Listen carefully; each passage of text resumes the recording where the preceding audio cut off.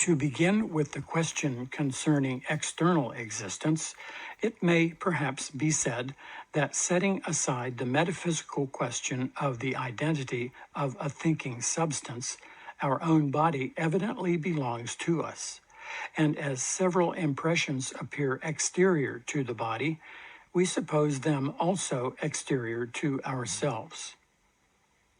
The paper on which I write at present is beyond my hand. The table is beyond the paper. The walls of the chamber beyond the table. And in casting my eye towards the window, I perceive a great extent of fields and buildings beyond my chamber. From all this, it may be inferred that no other faculty is required beside the senses to convince us of the external existence of body. But to prevent this inference, we need only weigh the three following considerations. First, that properly speaking, it is not our body we perceive when we regard our limbs and members, but certain impressions which enter by the senses, so that the ascribing a real and corporeal existence to these impressions or to their objects is an act of the mind as difficult to explain as that which we examine at present. Secondly, sounds and tastes and smells, though commonly regarded by the mind as continued independent qualities, appear not to have any existence in extension, and consequently cannot appear to the senses as situated externally to the body. The reason why we ascribe a place to them shall be considered afterwards. Thirdly, even our sight informs us not of distance or outness, so to speak, immediately and without a certain reasoning and experience, as is acknowledged by the most rational philosophers. As to the independency of our perceptions on ourselves, this can never be an object of the senses, but any opinion we form concerning it must be derived from experience and observation. And we shall see afterwards that our conclusions from experience are far from being favorable to the doctrine of the independency of our perceptions. Meanwhile, we may observe that when we talk of real, distinct existences, we have commonly more in our eye their independency than external situation in place, and think an object has a sufficient reality when its being is uninterrupted and independent of the incessant revolutions which we are conscious of in ourselves. Thus, to resume what I have said concerning the senses, they give us no notion of continued existence because they cannot operate beyond the extent in which they really operate. They as little produce the opinion of a distinct existence because they neither can offer it to the mind as represented nor as original. To offer it as represented, they must present both an object and an image. To make it appear as original, they must convey a falsehood, and this falsehood must lie in the relations and situation, in order to which they must be able to compare the object with ourselves, and even in that case they do not, nor is it possible they should, deceive us. We may therefore conclude with certainty that the opinion of a continued and of a distinct existence never arises from the senses. To confirm this, we may observe. This is a very important aspect here, something that I have been, calling for a while. But it's sort of, as I say, it's a little long-winded, but it's Hume, right? So, and he's possibly not the most long-winded philosopher in history. On the contrary, possibly, right? But okay. I need to take this one step by step. So if this is gets too airy or scary for you, fine. I'll do my best to deconstruct this sentence by sentence, right? Okay, to begin with, the question concerning external. My nose is sort of scratchy. I don't know what it is. Okay. It may perhaps be said that setting aside. No, let me begin again. To begin with, the question concerning external existence. External existence. Okay, that's the question. It may perhaps be said that setting aside the metaphysical question of the identity of thinking of a thinking substance, our own body evidently belongs to us. So set aside a metaphysical question of a thinking something. What is thinking? Is it some kind of thing? This is probably referring to some Cartesian dualism, as in there are the things, and then there's some mind stuff and thing stuff, right? Mind and matter problem, right? I think that's so. He said, okay, let's set aside the Cartesian mind stuff for a moment, right? Our own body evidently belongs to us. I know where he's going, and I have the sense that it's not a sufficiently good argument just to say it's obvious. It's never good enough. But sometimes it's close to you're close to not being able to do any better than that. And I understand that. But that doesn't enable you just because, okay, I guess I have no other choice, and then my philosophy is going to be this. That's not good philosophy in my point, right? In my opinion. My body belongs to me. So, my body, right? So when it's axiomatic in the sense that body is as much an impression as anything else. And space is also a mental thing, right? In fact, if Hume were very sharp, he would say that everything I can possibly refer to is a part of that mind where also impressions and ideas are or reside. And all the other reasonings and whatever, cause and effect, all this memories and so on, everything is in mind, right? So that means when I say body, I'm referring to something in my mind, right? What else could it be? I can't refer to something outside my mind, right? I know it seems like I am violating something about obviously I'm experiencing X here, right? Yes, but it's this sense of space that creates the notion of an outside, possibly, if I should put my head on the block, right? That gives it a sense of extending beyond your mind, right? But all of this experience is your mind, right? Is in your mind, you could say then, right? Be careful about the terms here, right? So, if he says my body, well, it has, that impression has to be there in his mind for him to say, I am now referring to body, right? He couldn't refer to it if it hadn't been traveling this, that, and the other, becoming impression, becoming idea, and all that is previously described, right? So when he says body, he's referring to something in mind. So it's not obviously outside, right? It can't be, even though it seems like it, and for X number of years, most people on planet Earth is considering that experience an outside, right?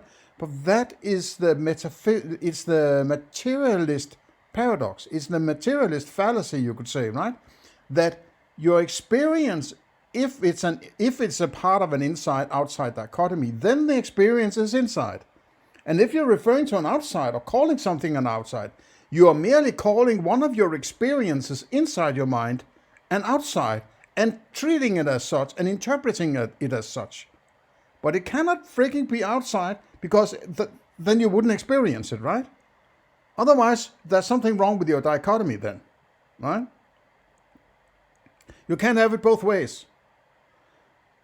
So, and in my opinion, if there's an inside outside, you only have access to your experiences, and by doing this inside outside dichotomy, you have to say my what I call my body is a representation of something outside that I do not have access to, right? In an experiential manner, and since experiential manner is the all I have, the impression, then it's an impression, right? It's a placeholder that the mind creates about a potential outside, possibly, supposedly, I would say, without having any clue what it's doing, right? Because how could it, right? If it's used to creating impressions, then the impressions are part of a system that has sort of evolved out of not being there, so to say, right? So my mind or whatever is there is sort of created because it works towards an end. And that end you might call survival or something like that, right? But that maybe that's going a bit beyond Hume here. But he does then say, we suppose them also exterior to ourselves, right? Several impressions appear exterior to the body. We suppose them also exterior to ourselves, yes. So we suppose them. So he's not saying that they are, right? So we have to be careful there, right? The paper on which and so on, the walls and the fields out there, great extent, from all this, it may be inferred that no other faculty is required besides the senses to convince us of the external existence of body. From this, all this, it may be inferred, so he's not necessarily inferring it, right? Playing devil's advocate or something like that, right? So sometimes his formulations are sort of, is it you talking, or are you talking on behalf of somebody, fictitious character being a kind of devil's advocate or something, right? Or creating an opposite argument that you're sort of discussing with yourself here, right? So it can be a little confusing sometimes, his way of phrasing these things, right?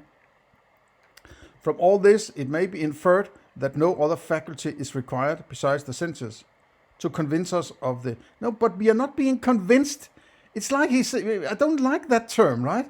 It's like some benevolent demons out there implanting shit in you, trying to convince you or something like that. There's no convincing going on, right? If all you have are your experiences, well, then that could only be the thing that you could be convinced about. And then you're just telling yourself, I'm convinced. Who knows if those experiences has any relation to anything, right? Just because you have a memory of it and you have experiences and so on, or prior, reasonings, whatever, that this and that and the other is going to happen, and this means that, this, that, and the other. Those are just labels you basically are sticking on them. And convincing is... I mean, maybe he means it in a sense, it's enough to go with in order to say, okay, there is an existence of a body. But he cannot claim it to be an external existence of body, if that's what he's attempting here, right? Convince us external existence, because that would be an axiom. Because if he has impressions and ideas, then something external to impressions and ideas cannot be neither, right? It cannot be neither. He may say that, yeah, I have an impression of body, but then that what he refers to is in his mind. It's not there where he says it is external to him, to his mind, right? So he is still sort of balancing. I'm not sure where he is on this. It seems like he is in both camps, basically, right? Okay. So he says, but to prevent this inference, so now he said that from all this, it may be inferred that no other faculty is required. But then he says, but to prevent this inference, as if we need to prevent this inference. I don't know why we need to, why he thinks it needs to be prevented. But let's see, we need only weigh the three following, sorry about this clumsiness. First, or maybe I'll highlight this one. Secondly, thirdly, first, that properly speaking, it is not our body we perceive. Okay, so no, but it's not our body we perceive. But he just called it body, right? So he's still sort of, okay, it's not our body, it's not the real body, but there's still a body out there. No, if you, it's this, if it's a reference inside and you call it body, then a representation of it, you have no way of saying to what degree that it is similar to the experience. I would say, if anything, it's so vastly different that I wouldn't have a fucking clue what is going on, right?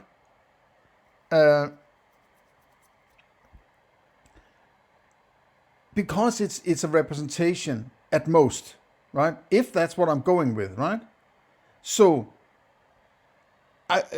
if imagine that you could possibly sort of, for some weird, fantastic reason, you could get out there and understand what it is, which is impossible, right? Because you would have to be the thing in order to understand it, and yet I am me, and I'm not sure I understand anything, right? So, I mean, it will always be some kind of experience of it then, right? It can never be the thing. You can never have access to the thing itself, as Immanuel Kant would say, right? So when he says it this way, it's not our body we perceive.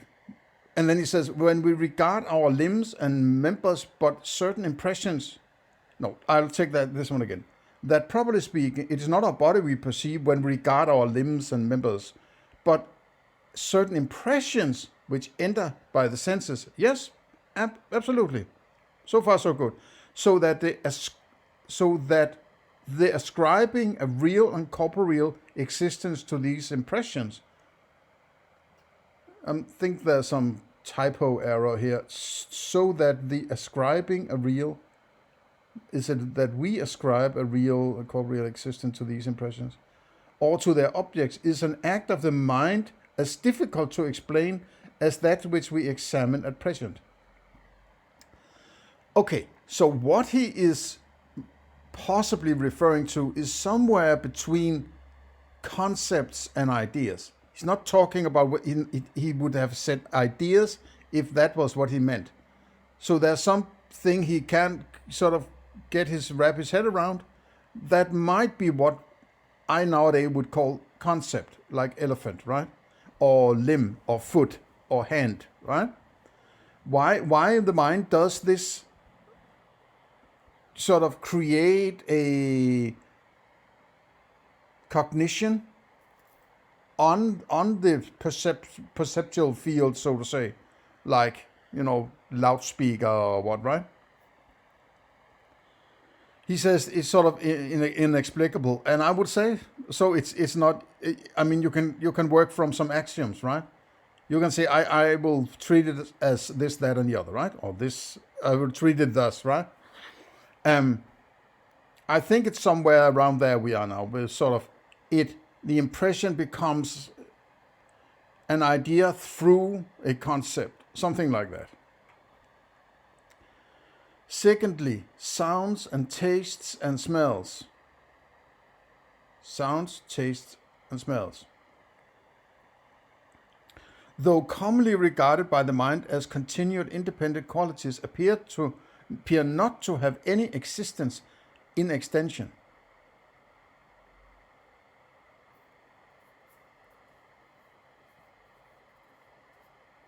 No.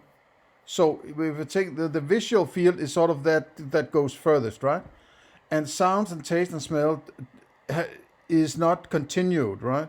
Maybe he doesn't understand the sort of the physics of the world as well as all the models we have nowadays that could sort of maybe give him an idea why. But these are also, mathematical models or scientific models are just that, models, right? They're not explaining. I mean, you could use the term explain, but it's merely filling out a blank somewhere in our understanding of what is going on in order to be able to calculate and so on, right? So he's correctly identifying that sounds and taste and smells and touch, for that matter. I don't know if he actually uses a sense of touch. I would think so. Sounds, taste, and smells. Sound, if it's too far away, you can't hear it, so to say, right? It's something that should give a sound in a particular distance, you can't hear it, right? But you can see it. And the same goes for taste and smell, right? Smell is way closer, and taste, you basically have to put shit in your mouth, right? Or not that, but something that is healthy, right? Though commonly regarded by the mind as continued independent qualities, appear not to have any existence in extension, and consequently cannot appear to the senses as situated externally to the body. Okay, that's an interesting thought.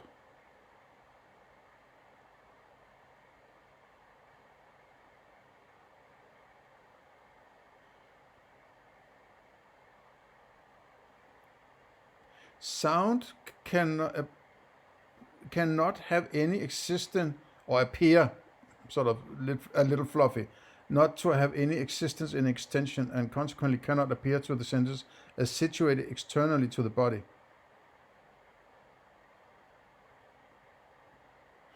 Okay, so he's making an error here.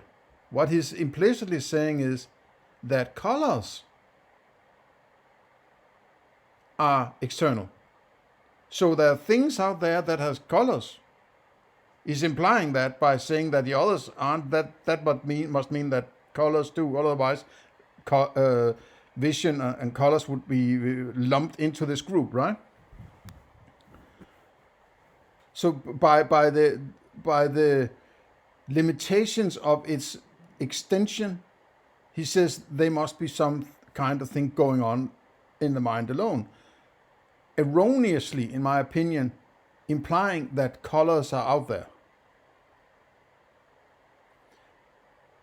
The reason why we ascribe a place to them shall be considered afterwards. Okay, so sounds, taste, and smells, he will discuss that later. Okay.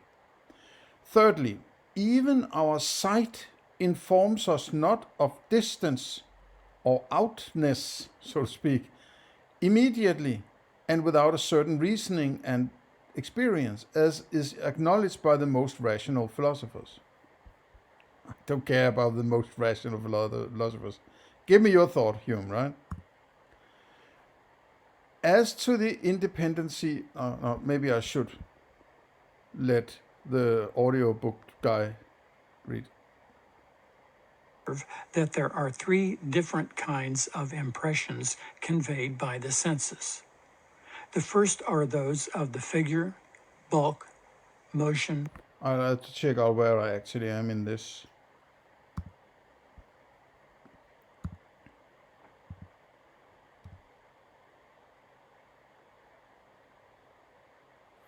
Okay, so this is where we got to. So I'll go back and decipher this one. Okay. As to the independence of our perceptions on ourselves, this can never be an object of the senses, but any opinion we form concerning it must be derived from experience and observation. I would say so, I think, if I understand correctly. And we shall see afterwards that our conclusion from experience are far from being favorable to the doctrine of the independency of our perceptions. Meanwhile, we may observe that when we talk of real distinct existences, we have commonly more in our eye their independency than external situation in place, and think an object has a sufficient reality when its being is uninterrupted and independent of the incessant revolutions which we are conscious of in ourselves. I'm not sure I understand that. I think I'll leave it be, because I don't want to bloat my deconstructions with sort of too much fabulation if I'm unsure what his means, right? Thus, to resume what I have said concerning the senses, they give us no notion of continued existence. No, that's right. If it means that just because you experience a tree now doesn't mean that that tree will be there forever if you go somewhere else. If I'm traveling to France, right, and I see a tree and I go home again, that doesn't mean, okay, now that tree is there forever, right?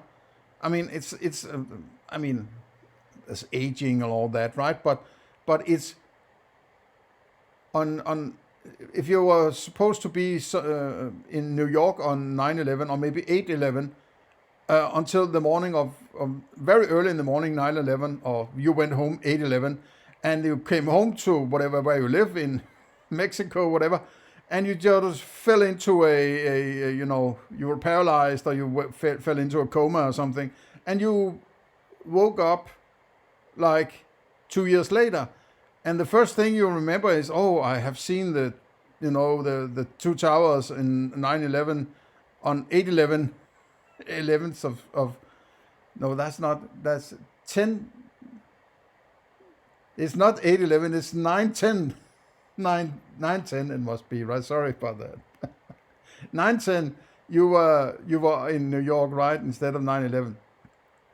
And I mean, they should be there because you have experienced it, right? Of course they're there because you experienced it, so they must be there, right? But they aren't, right? Or maybe they were, right? Who knows? It's in the past. And that's a huge problem about fabulating about knowledge of the past, right? Okay. But in any case, if that were the case that you woke up and somebody said, no, there aren't two towers, you say, yes, I saw them, whatever, 2 weeks ago or whatever it is. They say, no, there aren't two towers. And no, yes, there are two towers. They don't just disappear out of the blue, right? I saw them with my own eyes, you know. So that's what he says. Yeah, just because you saw something in the past doesn't mean that it exists, right? And it doesn't mean that it doesn't exist either, right? You will have to say, I don't know, because you can't know, right? Okay, I think that's what he is pointing to. Thus, to resume what I have said concerning the senses, they give us no notion of continued existence, because they cannot operate beyond the extent in which they really operate.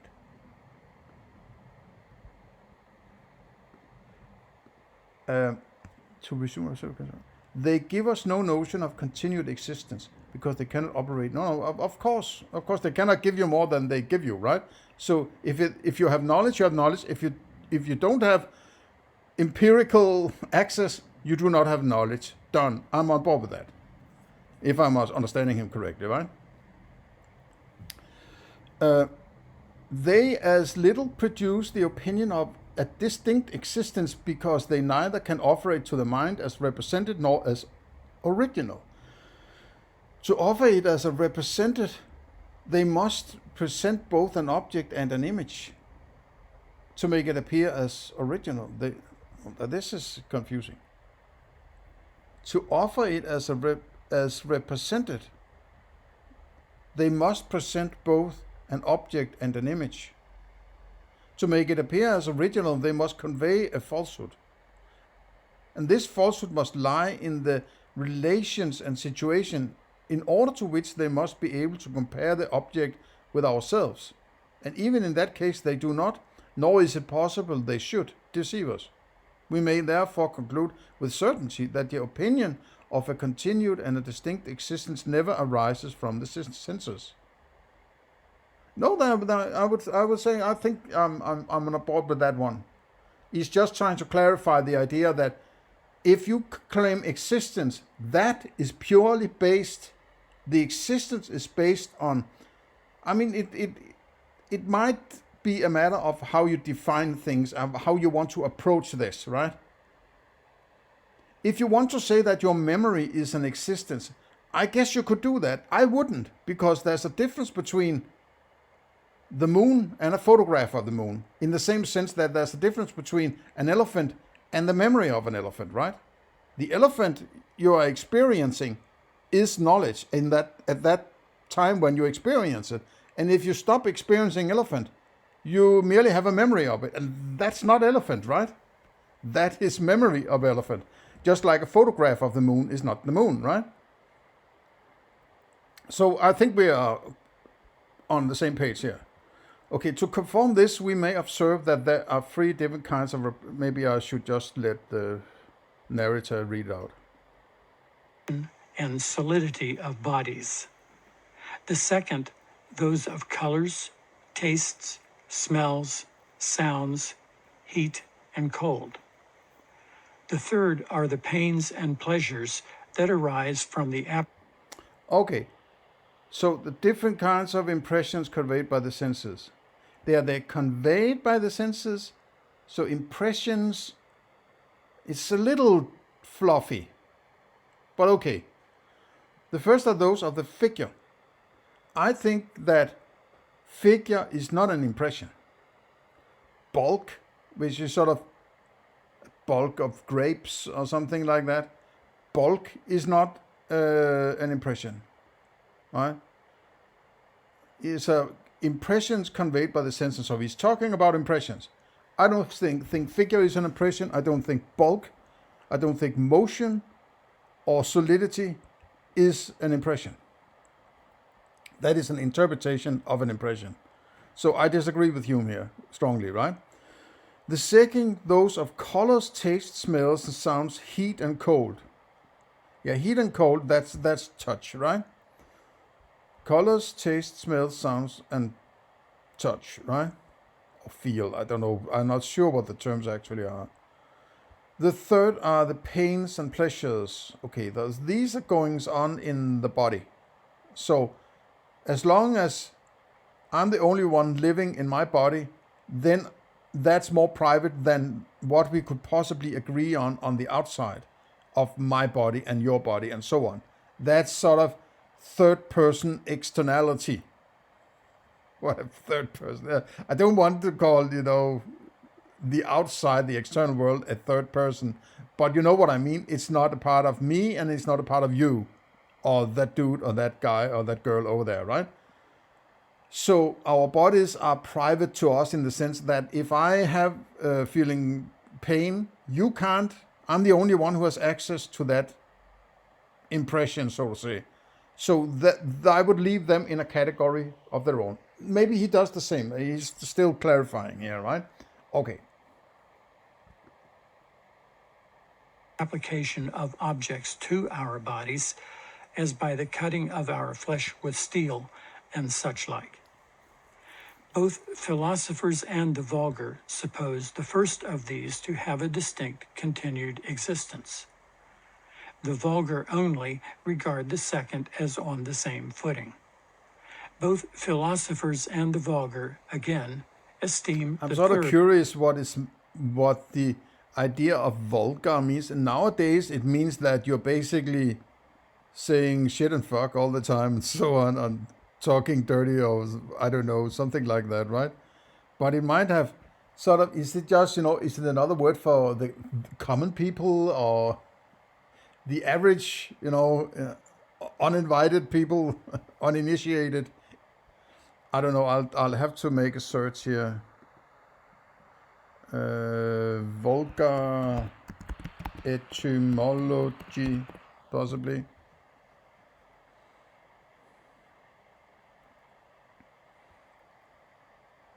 Search is slow when I'm doing a Streamlabs recording. So, but I just want to clarify this. So, bear with me, please. It's slow.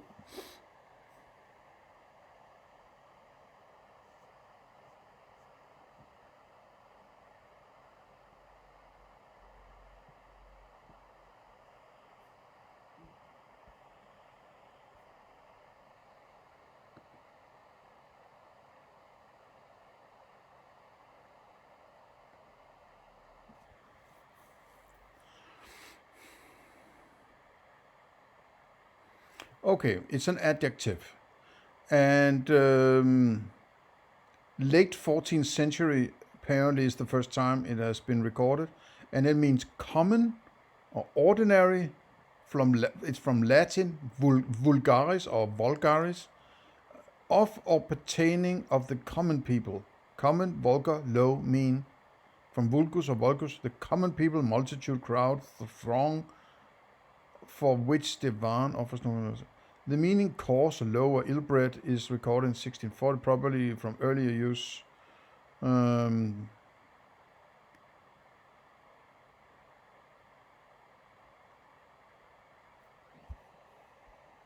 So vulgar is not a word that is used since it has been on the decline since way back in the day, and since the early 1800s, it has declined from used 25 frequency of parts per million, I think ppm, to around 3 or some. It has been on the decline ever until recently, where it started to. Okay, so vulgar is not something we use, and I would say that it's a term that is sort of. It feels like it's kind of extreme or something like that, right? Okay, I don't know, but okay, it means sort of those who are not sort of. I don't mean he means it in a derogative fashion. He means it in a those who are not used to doing philosophy. They would think this sort of common thinking or what's the term, common thinking. Uh, yeah, I forgot the term. Um, yeah, well, let's keep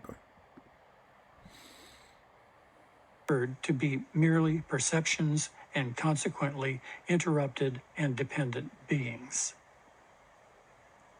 Now, it is evident that whatever may be our philosophical opinion, colors, sounds, heat, and cold, as far as appears to the senses, exist after the same manner with motion and solidity, and that the difference we make betwixt them in this respect arises not from the mere perception. So strong is the prejudice for the distinct continued existence of the former qualities that when the contrary opinion is advanced by modern philosophers, people imagine they can almost refute it from their feeling and experience, and that their very senses contradict this philosophy. It is also evident that colors, sounds, etc., are originally on the same footing with the pain that arises from steel and pleasure that proceeds from a fire, and that the difference betwixt them is founded neither on perception nor reason, but on the imagination. For as they are confessed to be, both of them, nothing but perceptions arising from the particular configurations and motions of the parts of body, wherein possibly can their difference consist. Upon the whole, then, we may conclude that as far as the senses are judges, all perceptions are the same in the manner of their existence.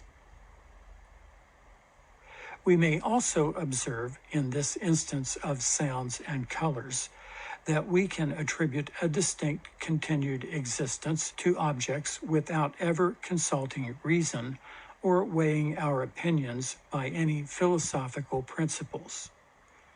And indeed, whatever convincing arguments philosophers may fancy they can produce to establish the belief of objects independent of the mind, it is obvious these arguments are known but to very few, and that it is not by them that children, peasants, and the greatest part of mankind are induced to attribute objects to some impressions and deny them to others. Accordingly, we find that all the conclusions which the vulgar form on this head are directly contrary to those which are confirmed by philosophy.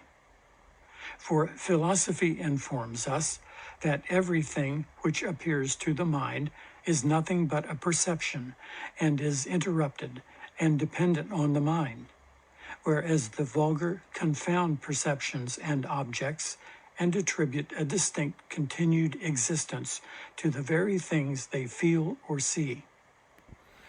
This sentiment, then, as it is entirely unreasonable, must proceed from some other faculty than the understanding, to which we may add that as long as we take our perceptions and objects to be the same, we can never infer the existence of the one from that of the other, nor form any argument from the relation of cause and effect, which is the only one that can assure us of matter of fact. even after we distinguish our perceptions from our objects.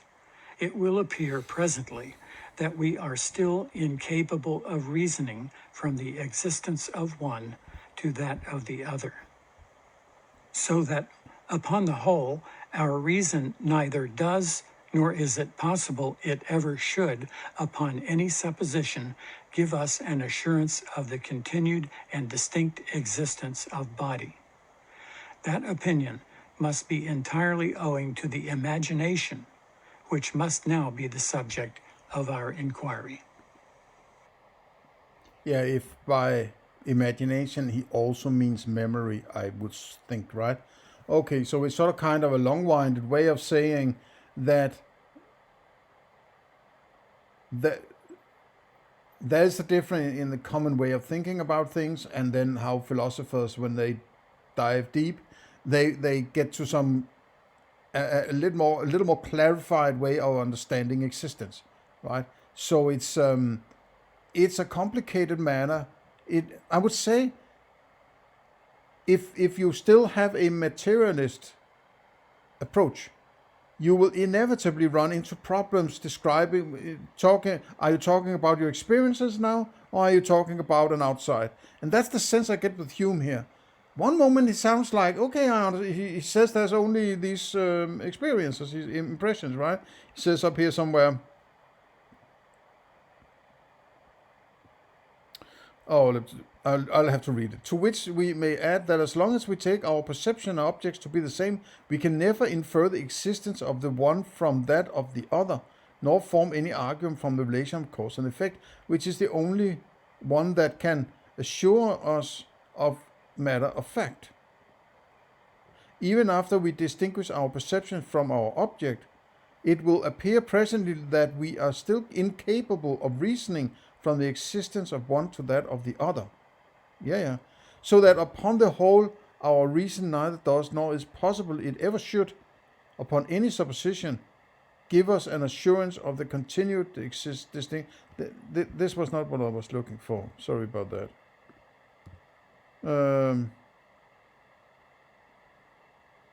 Okay, I can relocate that. But he basically says, at the end of the day, it's impressions, right? So he says it in a weird way, right? He could, in my opinion, he could say it much more clear and much more sharp and concise. They're saying if you're talking about any kind of external object, then that is something you infer, that's something you attach to as a meaning and understanding, as he calls it, of that impression. It's not the outside itself, because it can't be, right? It's sort of built into the inside-outside dichotomy. So I mean, I don't want to flog a dead horse here, right? But I just find this particular aspect so important for me to understand where he stands on this, because it will have a seep through to the rest of his philosophy, and I will have to understand this before I can understand the rest of his philosophy, basically, right? Where he comes from regarding this question about external world, and how I then later will have to understand the things he says based on that insight of his understanding here, right? Okay. Since all impressions are internal and perishing existences, and appear as such, the notion of their distinct and continued existence must arise from a concurrence of some of their qualities with the qualities of the imagination.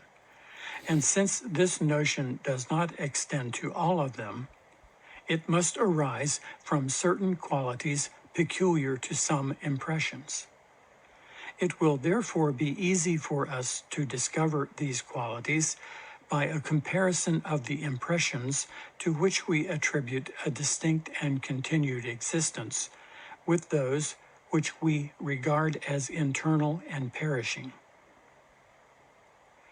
We may observe, then, that it is neither upon account of the involuntariness of certain impressions, as is commonly supposed, nor of their superior force and violence that we attribute to them a reality and continued existence, which we refuse to others that are voluntary or feeble.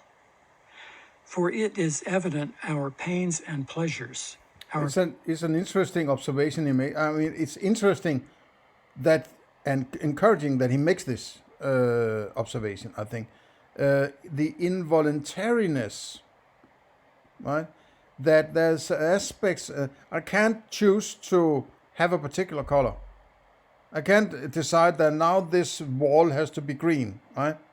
I could possibly somehow imagine it, but that would be an idea rather than an impression in Hume's terms, right? So there's some involuntariness in it, right? I can't decide to.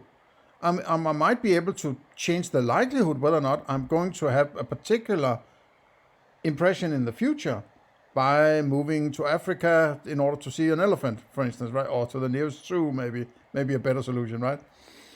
But that's the involuntariness, and I think there's this degree of there's something that is involuntary, something that is more feeble and more voluntary, you could say, maybe, right?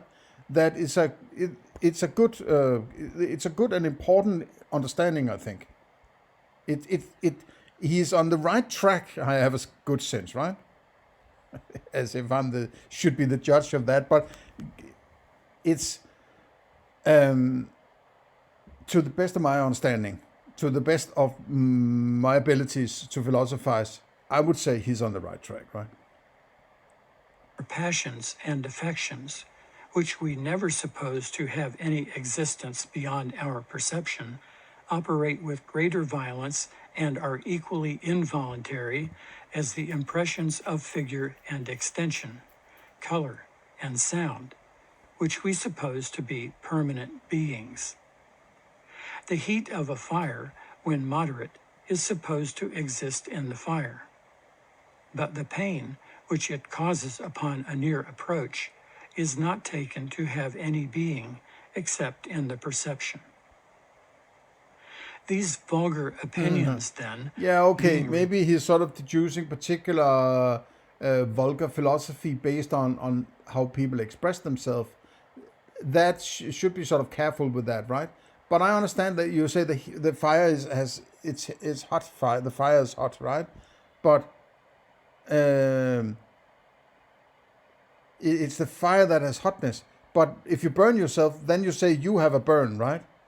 So where does it swap over? Where does it change over to, right?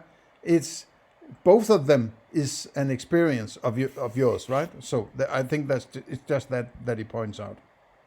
Rejected, we must search for some other hypothesis by which we may discover those peculiar qualities in our impressions which makes us attribute to them a distinct and continued existence.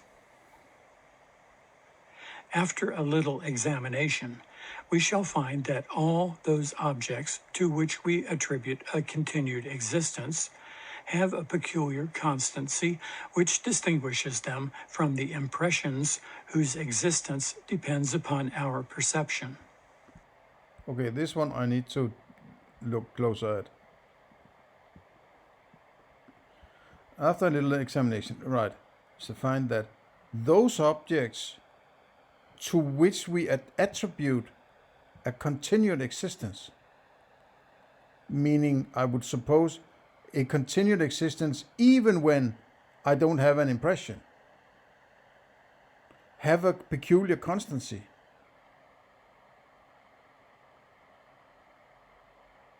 Does he mean the objects or the existence?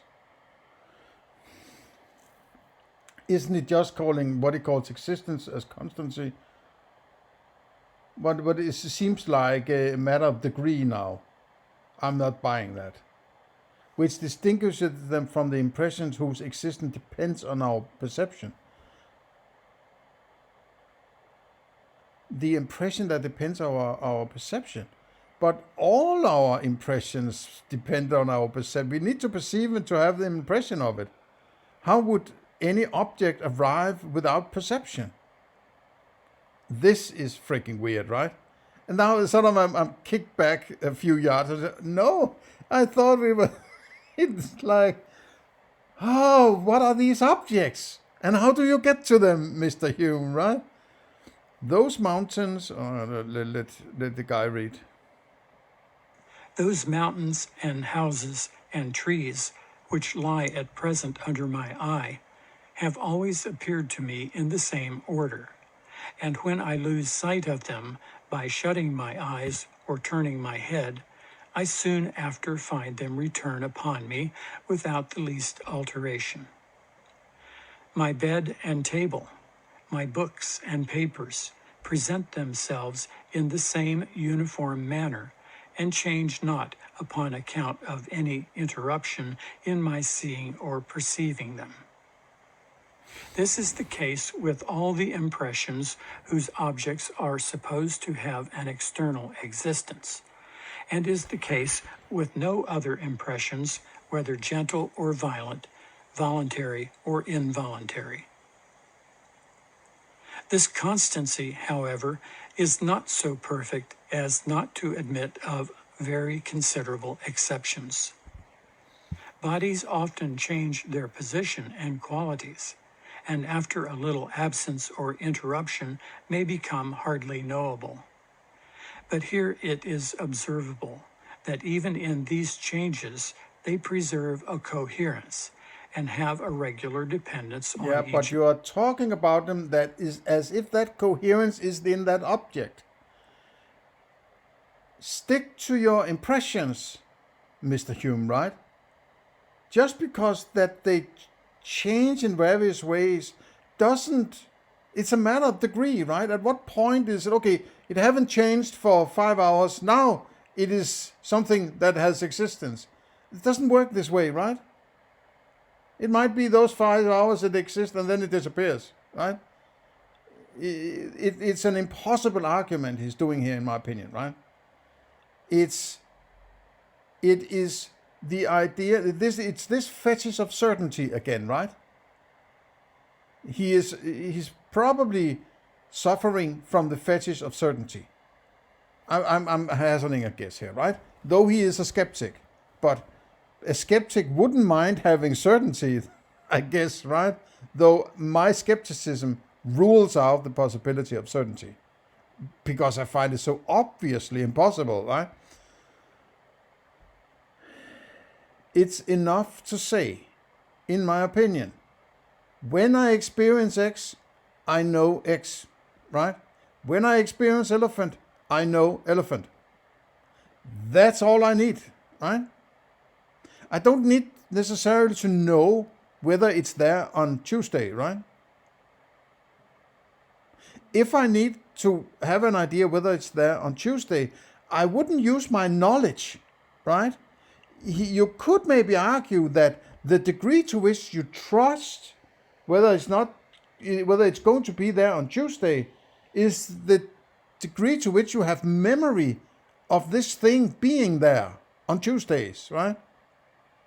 But that's not a part of the object. That's a part of your memory and your reasonings and the probability and all this I've been talking about, right? It's a matter of degree. It's a matter of choice. It's a matter of, okay, I'm going to take the chance. It will be there on Tuesday, right? But that doesn't mean there's some constancy somewhere in the object in this sort of Aristotelian fashion, in my opinion, right? Because if you're talking about an external object, you don't have access to that. You merely have access to your inner experiences, and they can change without warning, right? There's nothing about your mind as such that says it must be the case in 3 minutes, right? As he has correctly pointed out. So in some sense, I also see him contradicting himself here, right? Okay. Each other, which is the foundation of a kind of reasoning from causation, and produces the opinion of their continued existence. When I return to my chamber after an hour's absence, I find not my fire in the same situation in which I left it. but then I am accustomed in other instances to see a like alteration produced in a like time, whether I am present or absent, near or remote. This coherence, therefore, in their changes is one of the characteristics of external objects, as well as their constancy.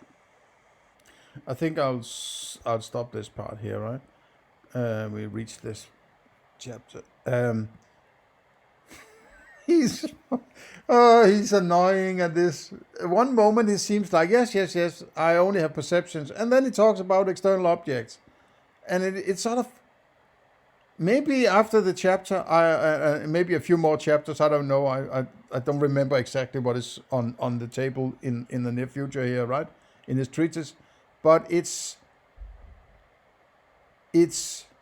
slightly fluffy, sort of a gray zone here where he's fumbling a bit about. Oh yeah, I'm getting back to my chair, and look out there. I've been looking out my window so many times, so there seems to be a constancy. And so, no. This is sort of these kinds of materialist rationalizations or reasonings.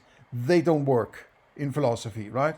They are matters of degree. It's like, okay, if I've seen it 17 times, then there's a constancy, right? What about 16 or 2 times, right?